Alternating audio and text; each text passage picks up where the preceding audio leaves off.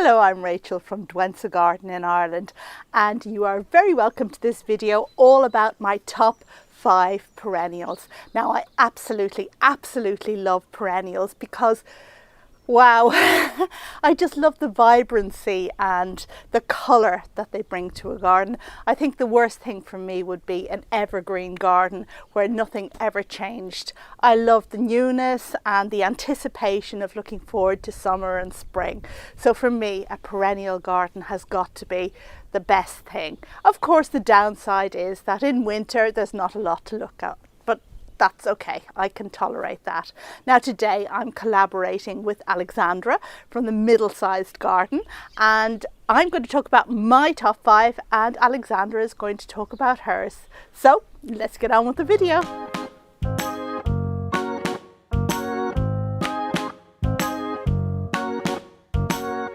You are very welcome to this video all about my top 5 perennials, and if you're new to the channel, then this is Dwensa Garden and I'm in Ireland. So that means I garden in roughly zone 9. It's not an exact science because we don't use these zones here in Ireland, but just to give you an idea. And today I'm collaborating with Alexandra from the Middle-Sized Garden in the UK, and we're going to talk about our top 5 perennials. So if you don't know Alexandra's channel, then I highly recommend you go and check it out. She has so many really well researched, thoughtful videos on there that there's a lot of information and a lot to read, a lot to go through. So do check her out if you don't know her already. Okay, so we're going to kick off with my number 5 perennial, and my number 5 perennial, it's very seasonal because we find ourselves here in spring, and it is the drum roll, the primrose.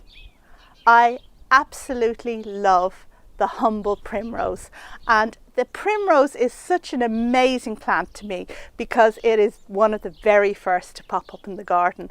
First thing in spring you get the hellebores, and then very soon after the hellebores, in even late February, early March, you get the primroses, and I love so many of them.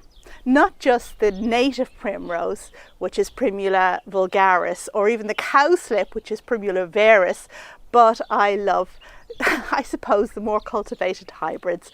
The doubles particularly sing to my heart, and I adore pastel colours. Now, 2 of my absolute favourites are Marie Cruz, which isn't a pastel colour. This is a purple with a kind of ruffled white edge to the flowers, and Dawn Ansel, which is a cream that is just to die for. Doesn't this beautiful little bouquet look like something you might carry at a wedding? I just absolutely love it.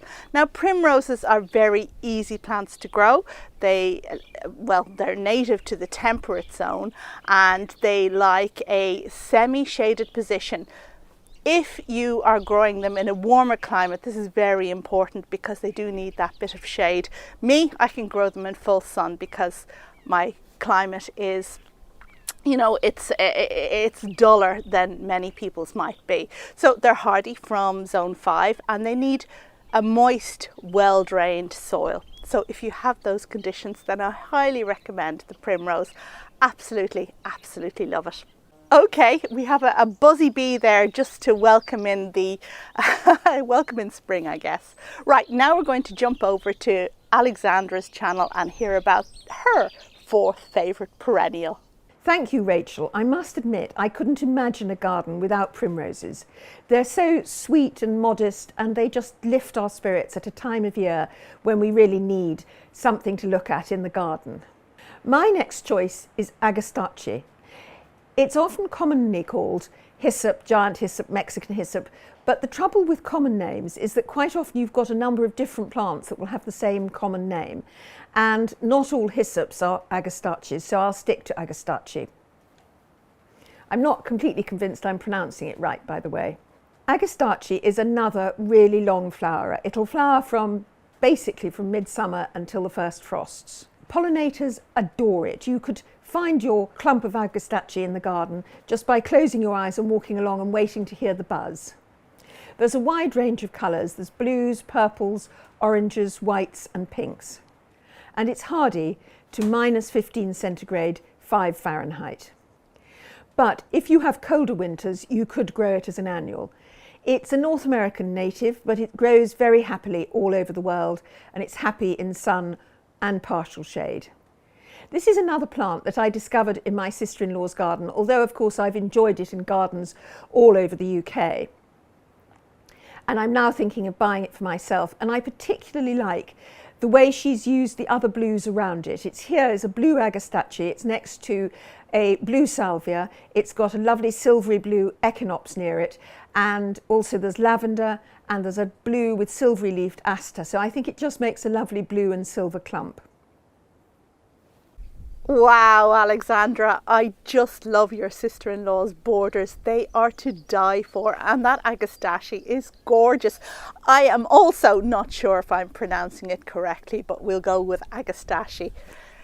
My favourite, up until now anyway, was sangria, but it's not hardy. And I have also grown Heron's wood mist, but unfortunately, before Heron's wood mist comes into flower, the leaves really look like nettles. So I had one visitor in the garden who pointed out a weed one time, and it was just the agastache. So no, we couldn't have that. It had to go. Anyway, my third favourite perennial plant that I want to tell you about today is Astilboides tabularis. Now, this is one that I grow for its gorgeous, gorgeous leaves. Perennials are super and we're all attracted to the colourful flowers, but it's so important to have leaf texture and shape in your borders too, because you're looking at the leaves for so much longer than you're ever looking at those flowers. And Astilboides delivers on this front with its giant rounded leaves. It just looks super. It's a plant for partial shade or shade, and it needs a rich, moist soil. It's hardy from zone 5, I believe, and it just, I think if you give it optimal conditions, then it's quite vigorous, but I don't give it optimal conditions. My soil is quite dry, so it doesn't grow for me as big as it might elsewhere, but it's still such a super plant that I wouldn't be without it.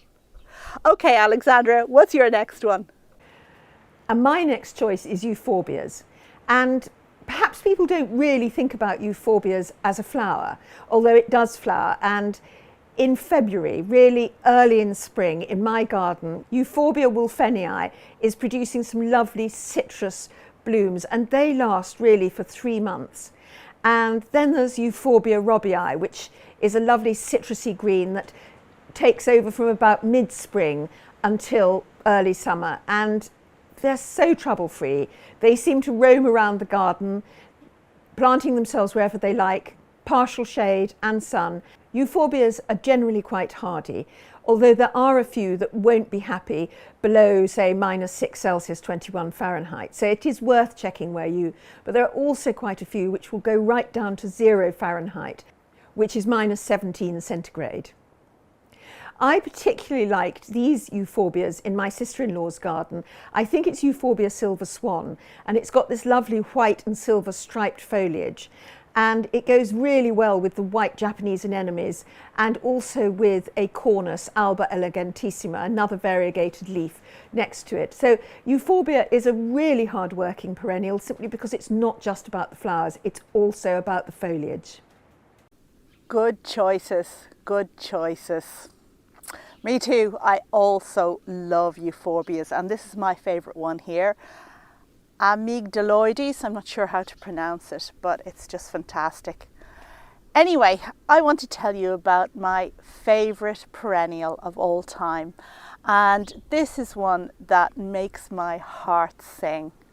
It's the peony rose, or herbaceous peony, and what I love about this flower is the voluptuousness and the generousness of those big bouncy flowers. And I think it's exactly the opposite of this euphorbia. Now this euphorbia, it's a great plant, it looks great most of the year, it's even evergreen, looks fantastic, and the acid green flowers are super. But the peony, it's really a one-trick pony. When it's in flower, it's absolutely wow. It's not a background plant that this one might be. It's the centre of attention. It's a prima donna. And I think it's a poor garden indeed that can't tolerate at least a few prima donnas like the peony. We all have space for things that work well, but we should also put aside a little space for the things that really, really make us happy. Now, peony roses are relatively easy to grow. They tolerate semi-shade, but they prefer full sun, and they need a rich, well-drained, humus rich soil to do well. They also probably need staking. In fact, they definitely need staking. That's a bit of the downside for most varieties of peony that I grow. So from late spring to early summer, the peonies are going to take centre stage in your garden if you grow them, and you will be there with bated breath, waiting for each one to open and show its fabulous, beautiful colours. You can cut the flowers too if you like, put them in a vase in the house. They make excellent cut flowers.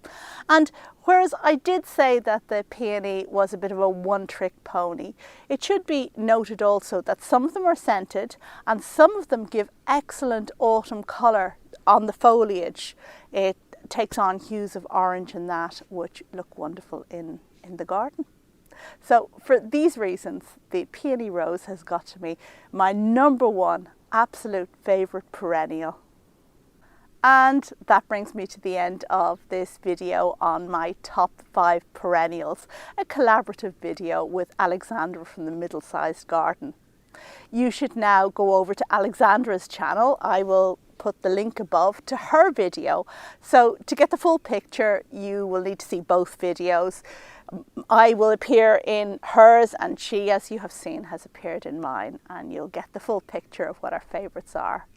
Thank you very much for watching, and I think this is going to be the last of my collaborative videos, but there may be one or two that pop up a bit later in the season, but there will certainly be a video from me at this time next week.